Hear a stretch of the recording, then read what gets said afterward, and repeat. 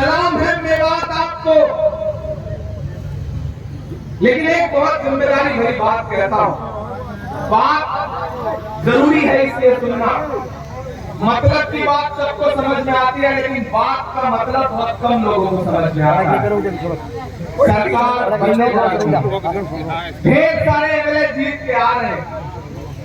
उन जीते हुए एमएलए में असरदार एमएलए का पैमाना क्या होगा, कौन कितने ज्यादा वोट से जीत के आया, ये एक पैमाना होता है। चुनाव जीतने के बाद जब सारे एमएलए देखे जाते हैं, ऐसे में उस वक्त फिरोजपुर झिरका को ये दम दिखाना है, ये ताकत दिखानी है कि हरियाणा में जीत के तो बहुत लोग आए हैं, लेकिन हमारा मामन खान किसी से कम नहीं है।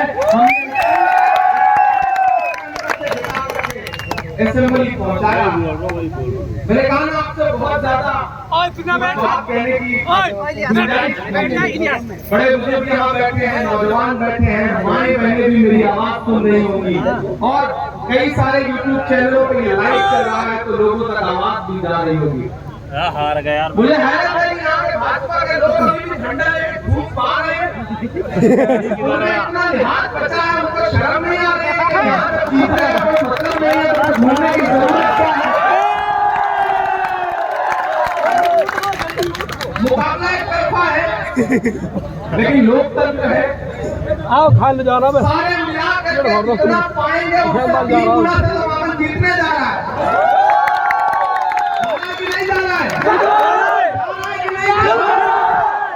ये जो आपका जोश है, मुझे पता है वो लोग रैली में तो नहीं आए होंगे, लेकिन लाइव देख जरूर रहे होंगे।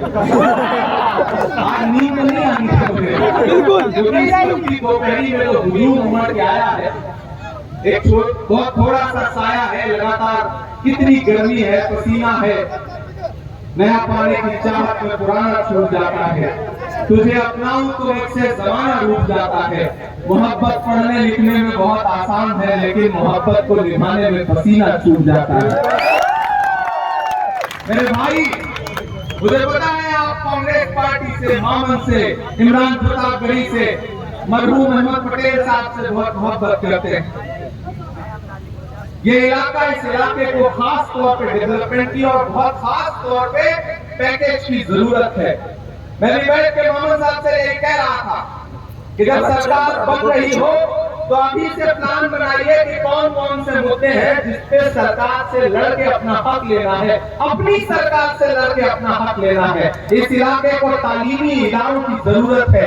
ये इलाके वो इलाके हैं जहाँ के नौजवानों में बहुत ताकत है, बहुत ऊर्जा है, बहुत एनर्जी है, बहुत सलाहियत है। अगर इनको तालीम के रास्ते पे लाया जाएगा और अगर तालीमी इदारे यहाँ पर बनाए जाएंगे तो इंशाअल्लाह आने वाले दिनों में इसी भीड़ में से बैठा हुआ कोई लड़का आईएएस बनेगा, कोई आईपीएस बनेगा, कोई जज बनेगा, कोई बनेगा। मेवात को इस तरह से पूरी दुनिया में बदनाम करने की साजिश की जाती है। आज का ये जो इलेक्शन है और आज की जो रैली है, हमें यहाँ अहद करके उठना है कि आने वाले दिनों में जब सरकार बन जाएगी तो हम अपनी सरकार से, मामन भाई मैं आपसे वादा करता हूँ, आप यहाँ पर आपको नेता प्रतिपक्ष भूपेंद्र हुड्डा साहब भी बहुत पसंद करते हैं, पूरी पार्टी पसंद करती है। आप यहाँ की एक लिस्ट करिए, एक प्रोग्राम बनाइए कि कौन कौन से जरूरी काम है जिनके लिए सरकार से लड़के अपना हक लेना है। मैं आपसे वादा करता हूँ कि मैं दिल्ली में बैठा हूँ आपका वकील बनके, और आपकी दुआओं ने वो ताकत दी है कि जरूरत पड़ेगी तो अपनी पार्टी से लीडरशिप का दामन पकड़ के कहूंगा कि मेवात वो इलाका है जो आप कांग्रेस पार्टी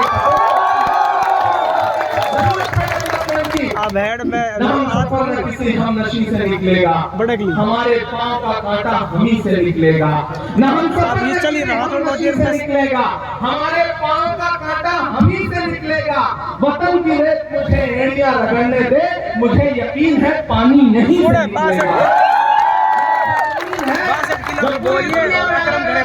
अलग अलग वजहों से जाती है। मैं चाहता हूँ कि आने वाले दिनों में जब स्टेट गवर्नमेंट यहाँ पे तो यूनिवर्सिटी बनाए तो इस यूनिवर्सिटी से जिस तरह से बच्चे निकल करके दुनिया में जाएं वो बताएं कि मेवात वो मेवात नहीं है जो मीडिया में दिखाया जाता है, मेवात वो मेवात नहीं है जो फिल्मों में दिखाया जाता है। मेवात को जानना है, मैं आपकी मेहमान नवाजी को समझना है, यहाँ की तहजीब को समझना है, यहाँ के खुददार लोगों की गद्दारी को समझना है तो मेवात आइए, मेवात के लोगों से मिलिए, तो आपको समझ में आएगा कि मेवात कितने खूबसूरत लोगों का शहर है। मैं इस इलाके में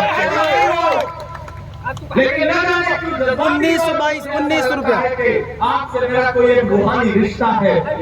मैं इसी मिट्टी का हूँ, मुझे ऐसा लगता है आपका अपना हूँ। और आपको हाथ उठा के धर ले, कोई दिक्कत ना तो ही धरेगा। हिंदुस्तान की पार्लियामेंट में खड़ा होकर बोलूं तो आप यकीन रखना कि इमरान प्रतापगढ़ी जो बोल रहा है वो आपका बेटा है, वो आपका भाई है, वो आपके बीच का है। इधर मामला आपके लिए हरियाणा की असेंबली में खड़ा होकर के आवाज उठाएगा और इंशाअल्लाह मैं हिंदुस्तान की पार्लियामेंट में खड़ा होकर के आपके लिए आवाज उठाऊंगा। इससे अच्छा ऑफर क्या हो सकता है? एक जिताओ, एक साथ में फ्री पाओ। एमएलए जिताओ, एमपी साथ में फ्री पाओ। इससे अच्छा क्या हो सकता है? इससे अच्छा कोई ऑफर हो सकता है? नहीं हो सकता ना। तो तैयार रहिए 5 तारीख को।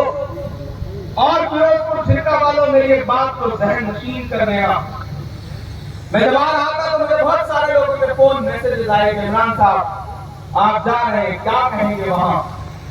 मैंने कहा ये स्टेट का इलेक्शन अपनी जगह है, स्टेट के मुद्दे अपनी जगह है, लेकिन जो एक बात मैं यहाँ पे कहने आया हूँ उस बात को बहुत संजीदगी से लेना।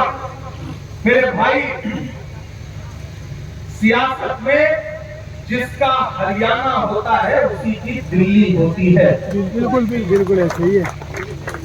तो अगर चाहते हो कि आने वाले दिनों में दिल्ली की गद्दी पर राहुल गांधी प्रधानमंत्री बन के बैठे तो उसकी शुरुआत हरियाणा से करो, यहां से कांग्रेस की सरकार बनाओ।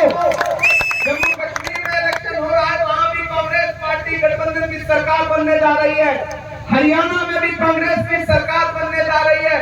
आने वाले कुछ महीने में महाराष्ट्र और झारखंड का भी रिजल्ट आ जाएगा तो आप देखिएगा कि भाजपा की सरकार 2 बैसाखियों पर टिकी है। एक बैसाखी का नाम है नीतीश बाबू, दूसरे का नाम है चंद्र बाबू। कब कौन सी बैसाखी सरकेगी और कुर्सी ऐसे नीचे आ जाएगी, कोई भरोसा नहीं है।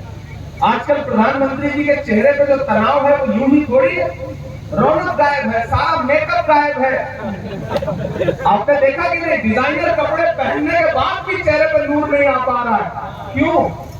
क्योंकि 400 पार का नारा था उसे हिंदुस्तान की आवाम ने ला करके 240 पे सिमटा दिया। कहने के लिए नरेंद्र मोदी जी प्रधानमंत्री हैं, लेकिन पार्लियामेंट में सिक्का राहुल गांधी का चलता है। हमारा लीडर ऑफ अपोजिशन जो चाहता है सरकार को वो करना पड़ता है। ये ताकत हिंदुस्तान की आवाम